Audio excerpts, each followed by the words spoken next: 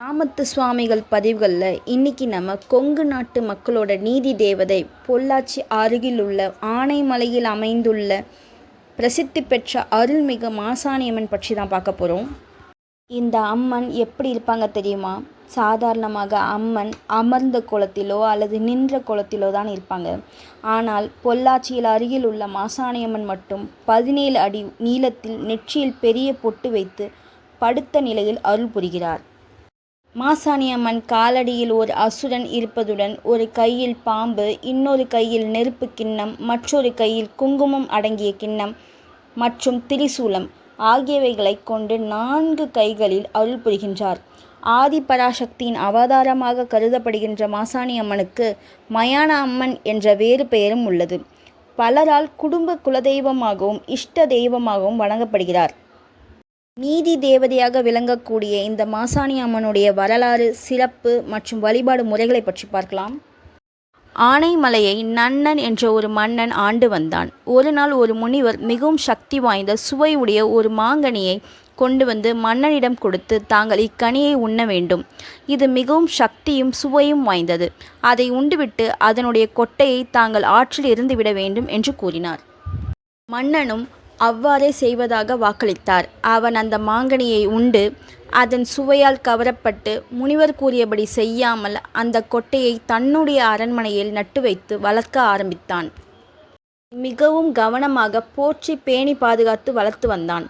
நாளடைவில் அது பெரிய மரமாக வளர்ந்தது. அவ்வாறு வளர்ந்து பெரிய மரமாக ஆன அந்த மரத்தின் ஒரு பிஞ்சோ கனியோ ஒன்று கூட விடவில்லை. நாளடைவில் அதிலிருந்து பூக்கள் மட்டும் தோன்றி உதிர்ந்தன. மன்னன் காத்திருந்து பின் இறுதியாக கனி கொடுத்த அந்த முனிவரை எங்கிருந்தாலும் தேடி கண்டுபிடித்து அழைத்து வருமாறு வேண்டுகோள் விடுத்தான். அவரை தேடி அழைத்து வந்தவுடன் முனிவரும், மன்னா, நான் தங்களுக்கு கொடுத்த கனி மரத்திலிருந்து பறிக்கப்பட்ட கனி அல்ல, பல வருடம் தவம் செய்து என்னுடைய குருநாதர் எனக்கு விரும்பி கொடுத்த கனி.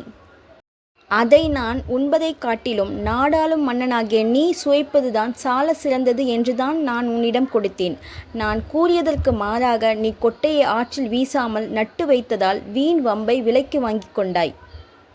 மேலும் அந்த கனி ஒரு முறைதான் காய்க்கும், ஒரு பழம்தான் கிடைக்கும், மீண்டும் அது காய்க்காது. அது மட்டுமல்லாது ஒரு நாட்டில் விளைந்த கனியை மற்றொரு நாட்டில் உள்ளவர்கள் தான் உண்ண வேண்டுமே தவிர அந்த நாட்டில் உள்ளவர்கள் அந்த கனியை உண்ணக்கூடாது. இதுவே இதனுடைய தாற்பயம் என்று கூறினார். இந்த மரத்தில் விளையும் அந்த கனியை யார் உண்ண வருவார்கள் என்று துறவியிடம் மன்னர் கேட்டார். அதற்கு துறவி, வேறு நாட்டிலிருந்து வரும் ஒரு கன்னிப் பெண்தான் இந்த கனியை உண்பாள். அவள் மானிட பிறவி அல்ல, அவள் ஒரு தெய்வ பிறவி. அவள் அஷ்டமா சித்திகளை உடையவள், சகல சக்திகளும் வாய்ந்தவள். ஆதலால் நீ இந்த மரத்தினுடைய கனி தனக்கு கிடைக்கவில்லையே என்று மரத்தை அறுத்து விடாதே, வெட்டி விடாதே. சகல சக்தியும் வாய்ந்த ஒரு அம்மன் கன்னிப்பெண்ணாக வந்து இந்த மரத்தின் கனியை உண்பாள். அதுவரை காத்திரு என்று கூறி அவர் விடை பெற்று சென்று விட்டார். இம்முறையும் மன்னன் முனிவரின் பேச்சை கேட்க மறுத்து விட்டான். அவர் சென்றவுடன் இந்த கனியை தானே சுவைக்க வேண்டும் என்ற ஆவல் கொண்டான். மேலும் அது விளையப் போகும் ஒரே ஒரு கனி, அதை யாரும் உண்டு விடாமல் இருக்க அந்த மரத்திற்கு அதிகமான காவல் வைத்தான். சதா சர்வகாலமும் 24 மணி நேரமும் காவலை நீட்டித்து கொண்டே இருந்தான். மேலும் அந்த அதிசய மாம்பழத்தை யாரும் சாப்பிட்டு விடக்கூடாது என்ற பேராசையின் காரணமாக அரசு உத்தரவை மீறி யாராவது அந்த மாம்பழத்தை சாப்பிட்டால் அவர்களுக்கு மரண தண்டனை என்றும் அறிவித்தான்.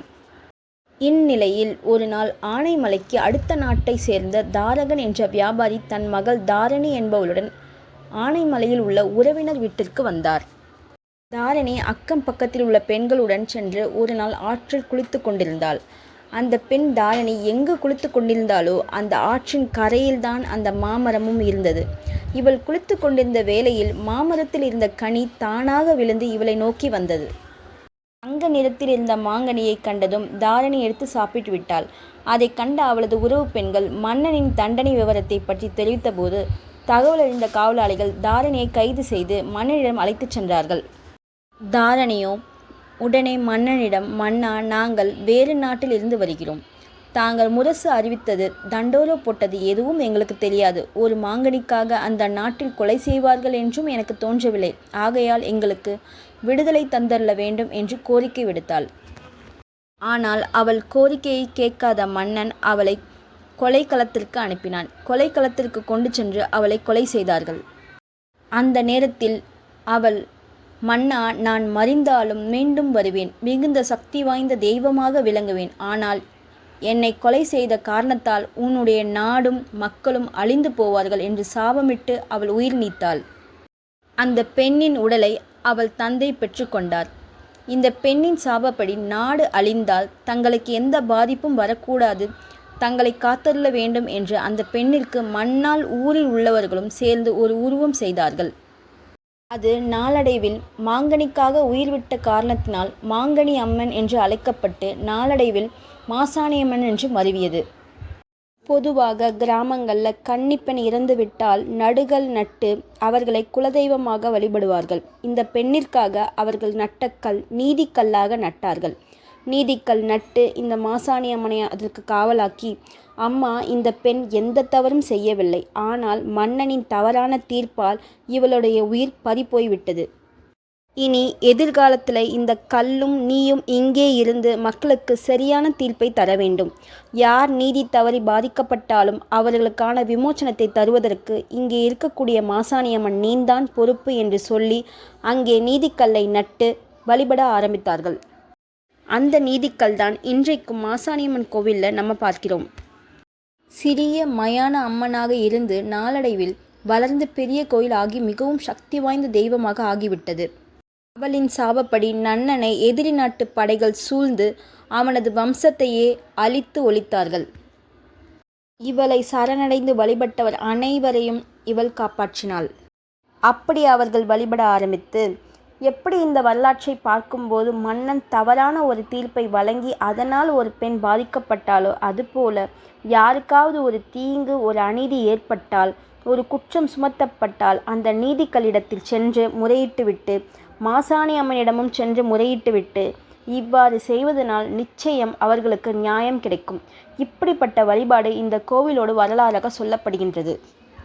இந்த நீதிக்கல்ல மிளகாய் அரைத்து தேய்த்து வழிபடக்கூடிய வழிபாடு இன்றைக்கும் இருக்குது. இதை யாரெல்லாம் செய்யலாம் என்று பார்க்கலாம்.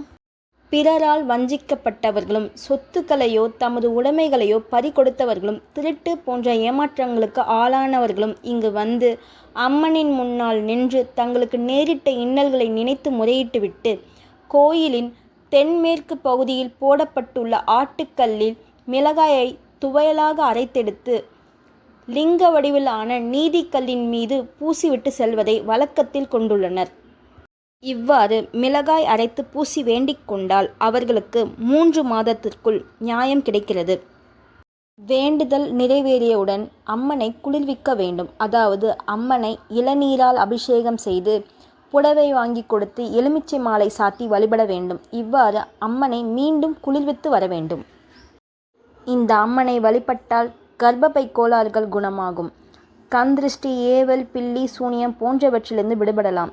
குழந்தை பேறு கிடைப்பதற்கு இங்கு தொட்டில் கட்டி வழிபடலாம்.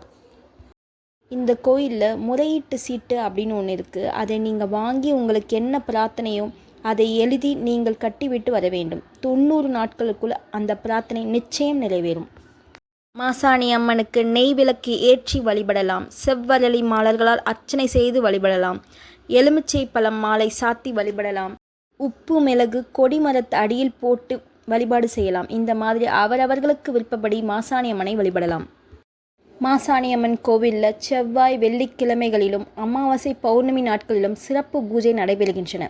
குறிப்பாக தை அமாவாசை, ஆடி, வெள்ளி மற்றும் செவ்வாய்க்கிழமைகளில் சிறப்பு பூஜைகள் நடைபெறுகின்றன. ஆடி அமாவாசை அன்று இரவு முழுவதும் கோவில் நடை திறந்திருக்கும். சிறப்பு பூஜைகளும் நடைபெறும். நவராத்திரி விழா சிறப்பாக கொண்டாடப்படுகிறது. ஒவ்வொரு ஆண்டும் மாசி மாதம் மாசாணியம்மன் குண்டம் திருவிழா 10 நாள் விழாவாக கொடியேற்றத்துடன் சிறப்பாக நடைபெறும். இத்திருவிழாவில் அம்மன் தினமும் ஒரு அலங்காரத்தில் பக்தர்களுக்கு அருள்பாலிக்கிறார். திருவிழாவின் முக்கிய நிகழ்வு பூக்குண்டம் எனப்படும் தீமிதி திருவிழா ஆகும். இந்த பூக்குண்டம் சுமார் 41 அடி நீளம் 11 அடி அகலமும் கொண்டது. இந்த மிக நீண்ட குண்டத்தின் பூவுக்கு தேவையான விறகுகளை காணிக்கையாக கொடுத்து பக்தர்கள் வேண்டுதல் நிறைவேற்றுகின்றனர். குண்டம் இறங்குவதற்கு முந்தைய நாள் நள்ளிரவு 12 மணிக்கு மேல் மயான கொள்ளை என்ற சிறப்பு பூஜை ஆற்றங்கரையில் நடைபெறுகிறது. இது தவிர பூவோடு என்று அழைக்கப்படும் தீச்சட்டி எடுக்கும் வேண்டுதலும் பக்தர்களால் நிறைவேற்றப்படுகிறது. இந்த கோவிலின் மற்றொரு சிறப்பம்சமாக ஒரு புராண வரலாறு கூறப்படுகிறது. சீதாதேவியை தேடி ராமபிரான் தெற்கு நோக்கி வரும்போது இவ்வழியே கடந்து சென்றதாகவும் அப்போது அவர் இந்த அம்மனை வழிபட்டு சென்றதாகவும் வரலாறு கூறுகிறது. ஸ்ரீராமர் வணங்கப்பட்ட பெருமைமிக்க தலம் இது. இவ்வளவு சிறப்புமிக்க இந்த மாசாணியம்மன் கோவில் எங்கே இருக்குது தெரியுமா? கோவை மாவட்டம் பொள்ளாச்சியிலிருந்து சுமார் 24 கிலோமீட்டர் தொலைவில் ஆனைமலை என்ற அழகிய ஊரில் அமைந்துள்ளது. நீதி மறுக்கப்படுகிறது என்று எண்ணுகிறவர்கள் மாசாணியம்மன் ஆலயத்திற்கு சென்று முறையிடுங்கள். அனைவருக்கும் நீதி வழங்கும் நீதி தேவதையான மாசாணி உங்களுக்கு நீதி வழங்கி குற்றவாளிகளை தண்டிப்பாள். மீண்டும் மற்றும் ஒரு சிறப்பான கிராமத்து சாமிகளின் பதிவில் உங்கள் அனைவரையும் சந்திக்கும் வரை உங்களிடமிருந்து அன்புடன் விடைபெறுவது கௌசல்யா அண்ணாமலை. நீதி தேவதையாக விளங்கும் மாசாணி அம்மனின் அருள் உங்கள் அனைவருக்கும் கிடைக்கட்டும். நன்றி, வணக்கம்.